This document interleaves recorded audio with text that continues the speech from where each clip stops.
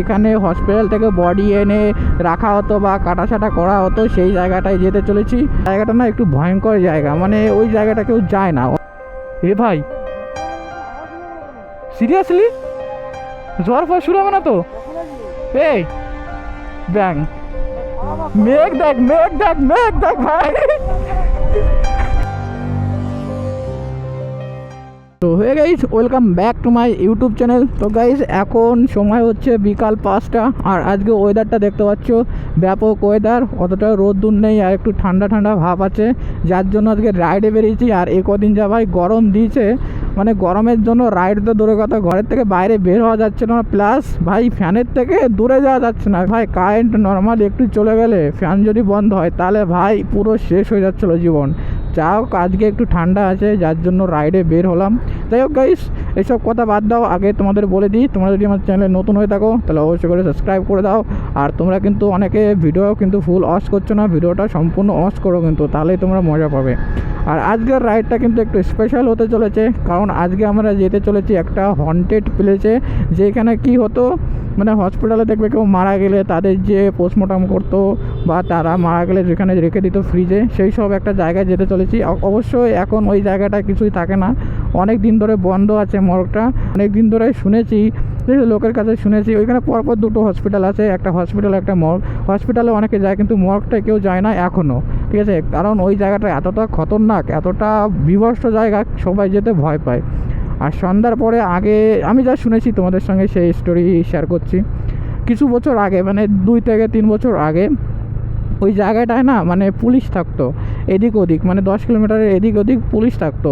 সন্ধ্যার পরে ওইদিকে কাউকে যেতে দিত না, এতটা খতরনাক জায়গা ছিল। আর এখন রিসেন্টলি বাড়িঘর হওয়ার পরে একটু নর্মাল হয়েছে, যার জন্য শুনেছি যে এখন যেতে দিচ্ছে। আর আমরা রাইডের উদ্দেশ্যে বেরিয়ে গেছি, মানে সেই জায়গাটা উপভোগ করার জন্য। আর আমি কি বলতো, অনেস্টলি সেই এত ভূত আত্মা বেতার বিশ্বাস করি না, ঠিক আছে, যার জন্য ভাবলাম যাই আজকে নিজের চোখে অনুভব করে আসি। এবার যদি আমরা ঢুকতে পারি, যদি যেতে যেতে সন্ধ্যা না হয় বা রাত না হয়ে যায়, তাহলে অবশ্যই করে ঢোকার প্ল্যান করব, ভেতরের দিকে দেখানোর চেষ্টা করব তোমাদের কি আছে না আছে ভেতরে। আমরা কিন্তু এখন টেউট্টো থেকে এসে শ্যামনগরের দিকে যাচ্ছি, শ্যামনগর থেকে তারপর আমরা যাব আমাদের ডেস্টিনেশনের দিকে। শ্যামনগর থেকে কমসে কম হলেও 10 কিলোমিটার, আর এখান থেকে শ্যামনগর হচ্ছে 12 কিলোমিটার, মানে আমাদের টোটাল প্রায় 30-40 কিলোমিটার জার্নি করে সেই প্লেসটায় আমাদের পৌঁছাতে হবে। আর সেই প্লেসটা কেমন খতরনাক সেটা জানতে হলে পুরো ভিডিওটা ওয়াচ করতে থাকো গাইস। আর এই সুন্দর রাস্তায় গাইস তোমাদের সঙ্গে আমি একটা জিনিস শেয়ার করি, আমার কিন্তু লাইসেন্স কমপ্লিটলি চলে এসছে। আর একটা কথা, লাইসেন্স যতদিন আসেনি আমি চুরি চাষরামো করে রাইড করেছি, পুলিশ থাকলে এদিক ওদিক দিয়ে ঘুরে গিয়েছি বা পুলিশ থাকলে সতর্ক হয়ে গিয়েছি, তখন অনেক পুলিশে ধরেছে, রাস্তায় চেকিং করেছে, সব কিছু করেছে। ভাই লাইসেন্স হওয়ার পর থেকে আমি না কোনো পুলিশ রাস্তায় দেখলাম, পুলিশ চেকপোস্ট না কোনো দেখলাম গাড়ি ধরছে, কিছু ধরছে না গাইস। মানে এতটা পরিমাণে কষ্ট হচ্ছে যে সব কাগজপত্র ঠিক করে সব কিছু করার পর এখন যদি কন্টেন্ট না পাই, পুলিশ যদি আমাদের এখন না ধরে, তাহলে কতটা পরিমাণে কষ্ট হয় তোমরা বুঝতে পারছো। আর এই রাস্তাটা কিন্তু ভাই একটা জিনিস তোমাকে ফিল দেবে, গরমের সময় হোক আর ঠান্ডার সময় হোক, ঠান্ডার সময় তো ব্যাপারই আলাদা, কিন্তু গরমের সময় তোমাকে একটা ফিল দেবে, মনে হবে না গরম, কারণ এই রাস্তার দুপাশটাকে এমনভাবে গাছটা উঠেছে, পুরো রাস্তাটাকে ঢেকে ধরেছে। আর কি বলতো, গরমটা তোমাকে তার জন্য অনুভব করতে দেবে না। এই গাছগুলোর নিচে তো সবসময় ঠান্ডা থাকে, ঠান্ডা ওয়েদার থাকে, আর তুমি সেই ঠান্ডা ওয়েদারটাই অনুভব করবে যত সময় এই রাস্তায় থাকবে। আলাদাই মজা হয় রাইড করতে, যখন দেখাই যে দুই দিকে গাছ আর মাঝ দিয়ে পুরো একটা রাস্তা সোজা, তারপরে আবার এত সুন্দর ভাই রাস্তা। এটা কিন্তু নতুন হয়েছে, রিসেন্টলি এই রাস্তাটা তৈরি হয়েছে কিছুদিন আগে। এই রাস্তাটা খারাপ হয়ে গিয়েছিলো, কিন্তু রিসেন্ট এই রাস্তাটা তৈরি করে দিয়েছে, যার জন্য ভাই এত সুন্দর লাগছে দেখতে। আর এইখানে দেখতে হচ্ছে মানে একটা ছাউনির মতো, একটা গেটের মতন তৈরি হয়ে গিয়েছে, মনে হচ্ছে না যে একটা গেট, কোনো জায়গায় একটা প্রবেশ করছি কোনো পার্কে। বিভিন্ন ধরনের পার্কে কিন্তু এমন থাকে যে এই ধরুন গাছ দিয়ে এরকম একটা লোকেশন করা থাকবে, হেভি লাগে। ওয়াও ভাই, এখানে পুরো অন্ধকার অন্ধকার হয়ে গিয়েছে, দেখতে পাচ্ছ। মানে আমি তো হেলমেট পরে আছি, ব্ল্যাক ভাইজার পরে আছি, যার জন্য একটু ব্ল্যাক বেশি লাগছে, অতটাও কিন্তু হয়নি। এখন বাজে হচ্ছে সবেমাত্র 5:30, 6:30, 7টার দিকে সন্ধ্যা হয়, তখনই অন্ধকার হবে। আর এইভাবে যেতে যেতে ভাই আমাদের 6:30 বেজেই যাবে আশা করি।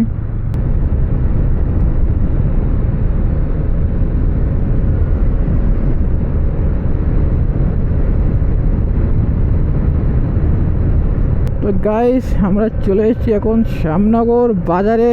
আর এই শ্যামনগর থেকে আমাদের এবার যেতে হবে ডান দিকে। তো ডান দিকে গেলে আমরা সেই যে পুরনো মর্গটা আছে, মানে হন্টেড মর্গটা, সেই মর্গটার কাছে পৌঁছে যাব। চলো আমরা এখন চলে যাব ডান দিকে। এইদিকে কিন্তু অতটা জ্যাম থাকে না, দেখতেই পাচ্ছ নর্মাল। এইখান থেকে ভাই প্রচুর প্রচুর তোমরা ছাগল দেখতে পাবে। এই দেখো বলতে বলতে ছাগলের দেখো পুরো ঝাঁক দেখতে পাচ্ছ এখান থেকে। এদিকে ছাগল আছে প্রচুর। এই রাস্তা যদি কেউ আসো বা কেউ যদি এই হসপিটালটা দেখতে আসতে চাও, তারা কিন্তু ভাই খুবই খুবই সাবধানে চালাবে যেসব বাইকাররা এদিকে আসবে, কারণ এদিকে কিন্তু প্রচণ্ড পরিমাণে একটু গ্রাম্য এলাকা, তো ছাগল তো থাকবে। এই রাস্তাঘাটে প্রচুর ছাগল আছে। ওই দেখো সামনে আবার ছাগল। তো এখানে একটু সাবধানে চালাবে তোমরা, ঠিক আছে। রিক্স আছে এদিকে কিন্তু। এই যে দেখো ছাগল, প্রচণ্ড ছাগল। আর গ্রামের দিকে কিন্তু রাস্তায় একটু বাচ্চারা দৌড়াদৌড়ি বেশি করে। তো গাইস আমরা প্রায় চলে এসেছি সেই জায়গাটার কাছে।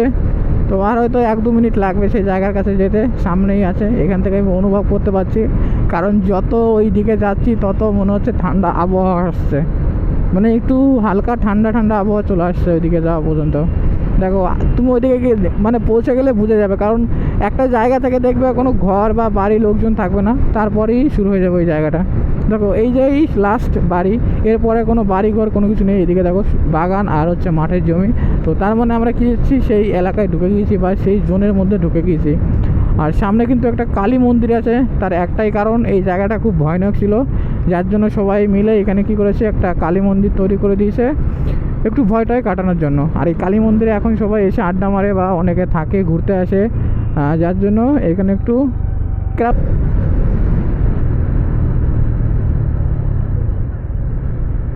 আরে বাবা গাইস, পুলিশ আছে আজকে, মনে হয় না আজকে যেতে পারবো।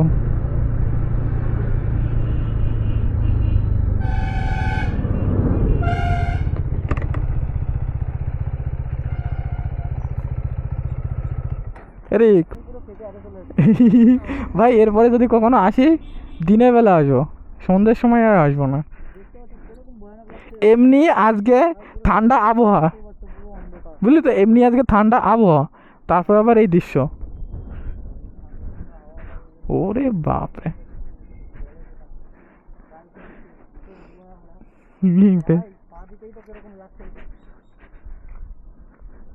বাপরে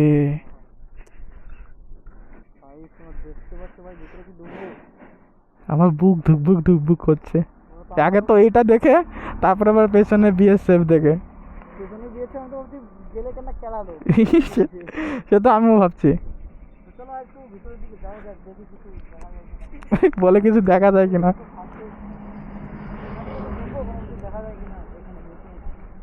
আমরা তো কোনো উরি ভাই, ওইখানে হাওয়াটা দেখ, মনে হচ্ছে কেউ আছে, মানে গাছটা এমন ভাবে নড়ছে না, মনে হচ্ছে কেউ আছে।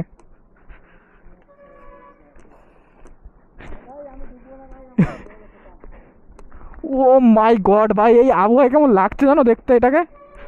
ওই ভাই হাওয়া নাকি অন্য কিছু রে? ও হাওয়া ভাই। ও এখানে তো ঢোকার জায়গাই নেই। ও হ্যাঁ, ওই তো ঢোকার জায়গা আছে, কিন্তু অনেক কষ্ট করে ঢুকতে হবে। এ ভাই সিরিয়াসলি জ্বর ফর শুরু হবে না তো? এই ব্যাং, মেঘ দেখ মেঘ দেখ মেঘ দেখ ভাই, মেঘ দেখ সিরিয়াসলি।